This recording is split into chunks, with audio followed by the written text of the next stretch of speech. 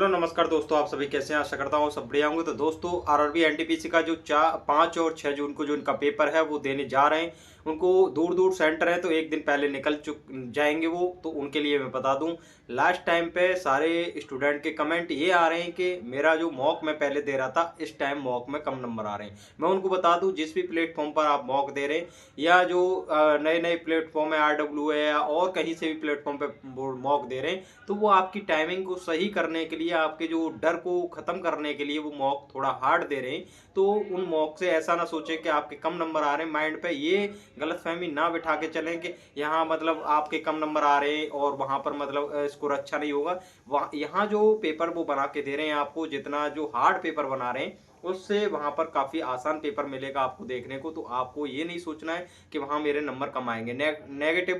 Negativity लेके आपको अपने वहां पर नहीं जाना है और आप पॉजिटिव होकर के ही जाएं कि हाँ, मैं जो भी करूँगा वह 100% सही ही करूँगा। और सभी से मैं कहूँगा, जितने भी स्टूडेंट इस टाइम काम कर रहे हैं मॉक पे, अपनी एक्यूरेसी पे सबसे ज़्यादा ध्यान दें।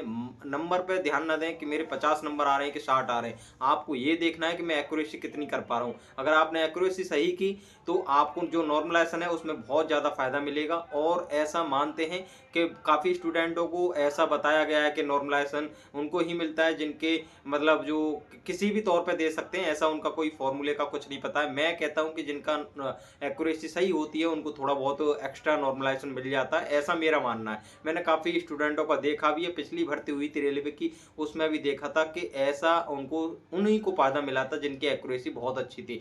15-15, 20-20 नंबर का नॉर्मलाइजेशन पिछली भर्तियों में हुआ था। इस बार मैं कह नहीं सकता, ऐसा ना सोचा कि 15 नंबर का कह रहा हूं तो आप 15 नंबर के कम ही करके आए 50 ही, सोचा कि 15 तो मिल ही जाएंगे, 65 हो जाएंगे। तो ऐसा भी सोच के नहीं जाना है। बाकी कमेंट भाई, आप जिस हिसाब से करते हैं कि नंबर कम आ रहे हैं, मैं क्या करूं, मैं तो अभी टूर पे घूम रहा हूं, अभी रीस्टार्ट करूंगा, ये करूंगा, एग्जाम तो अभी मेरा वो नहीं आया। भाई लंबे चौड़े महीने नहीं मिलने वाले आपको, कोई 10 दिन पहले जाके आपको एडमिट कार्ड मिल रहे हैं, 10 दिन ही है, जब से भी आएगा। तो आप ये ना सोचे कि मेरा तो बहुत लंबा है, अब मैं टूर कर रहा हूँ। तो आप कमेंट में जो ये बातें करते रहते हैं ऐसा ना करें, अपनी पढ़ाई पर सबसे ज्यादा ध्यान दें। किसी को ना देखें कि उसके नंबर कितने आ रहे हैं कितने नहीं आ रहे, आपको देखना है कि मेरे कितने मार्क्स आ रहे हैं। और आपको सबसे ज्यादा काम करना है, बार बार मैं कहूंगा, एक्यूरेसी पे। जो आप गलत क्वेश्चन कर रहे हैं ना, उनको आप कंट्रोल में कर लीजिए, आपको उनको छूना ही नहीं है। आपका जो 60 आ रहे हैं ना, वही आपको पता नहीं चलेगी कब 70 हो जाएंगे। तो आपको ऐसे एक्यूरेसी को चेक करना है मॉक देते टाइम, इस टाइम तो यही करना है। बाकी 2 दिन पहले आपको ऐसा नहीं करना कि लगातार मॉक देते जा रहे हैं, मॉक देते जा रहे हैं और जो रिवीजन नहीं कर रहे, तो ऐसी गलती मत करना। 2 दिन पहले, 1 दिन पहले तो पढ़ाई छूट ही जाती है, माइंड को रिलैक्स करना है, फॉर्मूले रिवीजन करना है। और 2 दिन पहले आपको बस इतना करना है कि मॉक छोड़ देना है। बाकी आपकी जैसी मर्जी है, जैसा आपका टैलेंट है और आपके अंदर अच्छी मतलब पढ़ाई हो चुकी है और अच्छा रिवीजन है, तो आप मॉक्स दे सकते हैं, एंड तक भी दे सकते हैं, वहाँ सेंटर पे बैठे तब भी दे सकते हैं। ज़्यादा चुल हो तो आपको माननी उन्हीं की बातें हैं जो है। और देखो, एक स्टूडेंट कह रहे थे जीके में PYQ से काम हो जाएगा या नहीं हो जाएगा, जीके के अंदर और क्या पढ़े। लास्ट टाइम आपको PYQ पढ़ रहे हैं, आप मेरी बात का विश्वास नहीं करेंगे। एक कह रहा था भाई PYQ से 6-7 क्वेश्चन आते हैं और कुछ एकदम अलग ही लैंग्वेज आती है। भाई बाबर का नाम थोड़ी चेंज कर देगा उसमें, कि और कुछ जोड़ देगा उसमें, हुमायूं का नाम थोड़ी चेंज कर देगा।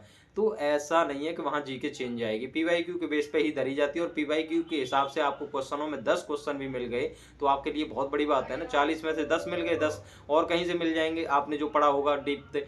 तो आपको 10-20 नंबर कर लेना काफ़ी है। 20 से ज़्यादा कोशिश करोगे तो वो 10 पे ही आ जाओगे लौट के। तो ऐसी तो गलती करना मत। तो मैं आपको बता दूं, जो आप टीचरों की क्लास देखते हैं, आप उनसे वहां पर कमेंट नहीं करते कि PYQ नहीं आते, अब क्यों करा रहे हैं। वो हर क्लास में भी तो PYQ लेके आते हैं हर एग्जाम के। कोई भी ऐसी क्लास नहीं होती जिसमें भी रेलवे के PYQ ना हो। मैथ ले लो, रीजनिंग ले लो, और इस टाइम जीके ले लो, साइंस ले लो, कोई भी क्लास ले लो, history, polity, geography, economics, physics, chemistry, biology, कोई सी भी, कंप्यूटर ले लो, सब में PYQ ही वो कराते हैं। उसमें वो 4 ऑप्शन होते हैं, डिटेल में बता देते हैं। आप वहां जाकर के कमेंट करिए कि PYQ कराते हो क्या कराते हैं।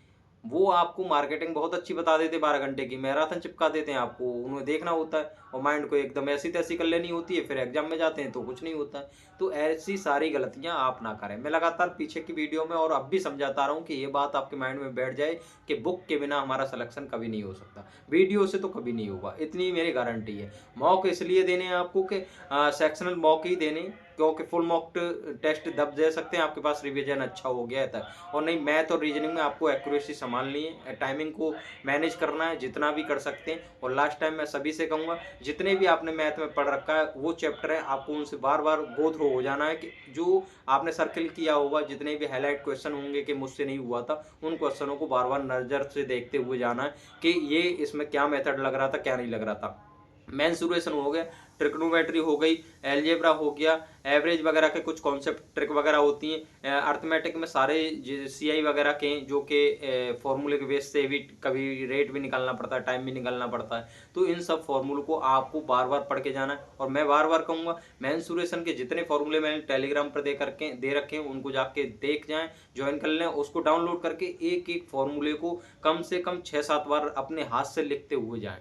वो उससे डायरेक्ट आपको 4 से 5 क्वेश्चन मेंसुरेशन से देखने को मिलेंगे, हर एग्जाम में देखने को मिले तो इसमें भी मिलेंगे। ठीक है, तो आप वहां से मैथ और रीजनिंग का कुछ भी चेंज नहीं हो रहा। और सभी स्टूडेंट से मैं कहूँगा, जितनी भी देखो जो इस टाइम जो मैराथन चल रही हैं उनका मैं कहना चाहूँगा कि अगर आपको उनके क्वेश्चन ही करने तो आप पीडीएफ निकाल करके उनको खुद से सॉल्व करें, ना कि वीडियो देख करके। इतने घंटे में आप उसमें दे रहे हैं तो 2-4 घंटे की क्लास है, 2 घंटे में आप उनको समेट दोगे।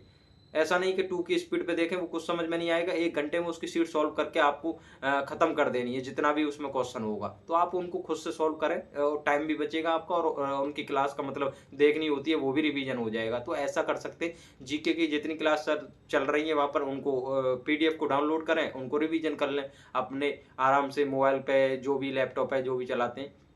तो ऐसे रिवीजन कर सकते हैं। अगर आपके अंदर है चुल के मुझे भाई मैराथन ही देख के जाना है, तो आप ऐसे कर सकते हैं, पीवाईक्यू नहीं पढ़ने। वो भी पीवाईक्यू में मैं बार बार कहूँगा, क्योंकि मैंने देखा है हर क्लास को, मतलब मैंने एक क्लास देखा था, उसके पूरा एनालिसिस कर लिया था कि हाँ भाई ये क्लासों का क्या मतलब है। तो मैंने बुक भी पीवाईक्यू की पढ़ी है, तो उस हिसाब से मुझे पता है कि वहाँ क्वेश्चन वही है जो पीवाईक्यू में। उन पर आप पढ़ोगे पीवाईक्यू तो और ज़्यादा नॉलेज मिल जाएगी। बाकी सबसे मैं कहूँगा, इस टाइम आपको टेंशन नहीं लेनी कितने नंबर कम आ रहे हैं, कितने नहीं आ रहे, कि 75 लाना ही जरूरी है। चाहे मैं गलत करके आऊँ, 60 पे ही आ जाऊँ, 50 पे ही आ जाऊँ, पर करूंगा 75 ही। तो ऐसे 75 करने से 75 नहीं आते हैं, वो 50 ही आ पाते हैं। तो आपको उतना ही करना है, 60 करने, 60 आ रहे हैं सही करने, ज्यादा आ रहे हैं 85 आ रहे हैं भैया, 90 आ रहे हैं 90 करिए। लेकिन भाई आपको एक्यूरेसी के साथ चलना है। 60 आ रहे हैं तो 60 करिए ना, और छोड़ दीजिए कि भाई जितना आता था उतना किया था, बाकी कट ऑफ देखा जाएगा। बाकी जो 65 और प्लस मैंने कट ऑफ बताई है, 70 से नीचे ही रहनी है। 70 प्लस तो एक आध जोन की जाएगी भाई, जहाँ अब बिल्कुल वैकेंसी नहीं होंगी, तो वहां की तो मैं कह नहीं सकता, और वहां बच्चा टैलेंटेड पहुंच गया हो तो आपको मैं बता रहा हूँ, 70 जिसके नंबर हैं, 65 प्लस हैं, आप सेफ हैं। ठीक है, लेकिन एक्यूरेसी के साथ होने चाहिए, तभी आप हो पाएंगे, 70 तक पहुंच पाएंगे। वहां पर नॉर्मलाइजेशन वगैरह से आपको आराम से सिलेक्शन हो जाएगा फ्री में। तो इतनी बस मेरी सलाह है कि बार बार उन जो फॉर्मूले पढ़ रखे हैं आपने, उनका रिवीजन करें, बार बार करें। और आप अगर पेन नहीं चला पा रहे तो एक नज़र से देख तो लें, हर चैप्टर को एकदम पलट पलटते देखते हुए जाएं। 8-10 बार ऐसे देख लीजिए, आपको मतलब उनसे पढ़ पढ़ के, हाँ ऐसा टाइप था, इसमें ऐसा लग रहा था, बाकी उनका सॉल्यूशन देख लीजिए, आपके माइंड में छप जाएंगी चीज़ें, क्योंकि पहले से सॉल्व तो कर रखी हैं आपने। जो नए भाई लड़के होंगे जिन्होंने अभी पहली बार पेपर दे रहे हैं, उनको पता ही नहीं सिलेबस का, उनके लिए तो थोड़ा हार्ड है, तो वो अपना एग्जाम का एक्सपीरियंस करेंगे, वहाँ पर जा करके देखना है। तो ये सब वहाँ पर आपको देखने को मिल जाएगा, एक्सपीरियंस भी हो जाएगा आपका। बाकी तो हम तो भाई काफ़ी एग्जाम दे चुके हैं, तो हर चीज़ का एक्सपीरियंस है। और एग्जाम से मैं 2 दिन पहले आपको सब कुछ बता दूंगा कि एग्जाम को आपको कैसे अटेम्प्ट करना है, कैसे नहीं करना है, क्या गलती वहाँ पर नहीं करनी है। क्योंकि मैं हर एग्जाम को दे के आया हूँ, वहाँ पर कैसे क्वेश्चन को सेट किया गया, कैसे आ रहा है क्वेश्चन, तो आपको उनसे बचना है। उस डर को, आपका ऑटोमेटिक डर खत्म हो जाएगा, ये मॉक में भी ऐसी गलती ना करें। तो जो सीटिंग अरेंजमेंट के क्वेश्चन है, और जितने भी बड़े बड़े पजल के क्वेश्चन है, ब्लड रिलेशन के क्वेश्चन है, और क्या कहते हैं जो दिशा एंड दूरी वाले क्वेश्चन है रीजनिंग के अंदर, इनको पहली बार में आपको स्किप करना है, पहली बार में छोड़ना ही है। ये अपने माइंड में यहाँ पर बात बिठा लीजिए कि हमको पहली बार में इन क्वेश्चनों को छोड़ना ही है। अगर आपने फर्स्ट अटेम्प्ट में अटेम्प्ट कर लिए, देखो जिनकी अच्छी प्रैक्टिस हो चुकी है इन क्वेश्चनों पे, वो तो कर सकते हैं, उनकी तो भाई है नहीं, अपवाद होते हैं ऐसे लोग, तो इनसे कट ऑफ डिसाइड नहीं होती। बाकी हर स्टूडेंट की प्रॉब्लम मुझे पता है कौन कहाँ अटकता है, क्योंकि मेरा खुद का एक्सपीरियंस है, हर स्टूडेंट के साथ यही प्रॉब्लम होती है। तो आपको वो क्वेश्चन मॉक में भी अप्लाई करके देख लीजिए, पहली बार में नहीं छूना, और उसमें जो टाइम बचे दूसरी बार में करके देखना, आपका 100% वो क्वेश्चन सही होगा, गलत भी हो रहा होगा तो। और पहली बार में करोगे तो वो गलत भी होगा, क्योंकि घबराहट होगी, पेपर अटेम्प्ट 100 तक पहुंचने में आपको जल्दबाजी होगी कि 100 तक क्वेश्चन मुझे देखने जल्दी होगा। क्वेश्चन का डायग्राम भी बना लोगे, सब कुछ इधर उधर बैठा भी दोगे उनको, पर बैठाने के बाद पता चला आंसर नहीं आया, फिर भी आंसर नहीं आया, फिर घबराहट हुई, अरे कहाँ बैठा है, तो फिर उसे छोड़ के जाओगे आगे। तो इससे अच्छा पहले ही छोड़ के जाओ, 2 मिनट खराब करो, 3 मिनट खराब करो, उसको एंड में जब टाइम बचे उसको जब अप्लाई कर लो। ये प्रैक्टिस उसको आपको मॉक से करनी है। तो बार बार मॉक देख के, सेक्शनल मॉक इसलिए कह रहा हूँ, सेक्शनल मॉक कम टाइम का होता है, उसमें आपकी प्रैक्टिस हो जाएगी, तो आपको पता चल जाएगी कौन सा क्वेश्चन हमको स्किप करना है। और एक बार मेरी बात मान के देखिए आप, आपको 100% आपके टेस्ट में जो नंबर आ रहे हैं उनमें इम्प्रूव दिखेगा, रीजनिंग में जो गलती कर रहे हैं उनमें इम्प्रूव दिखेगा, ठीक है।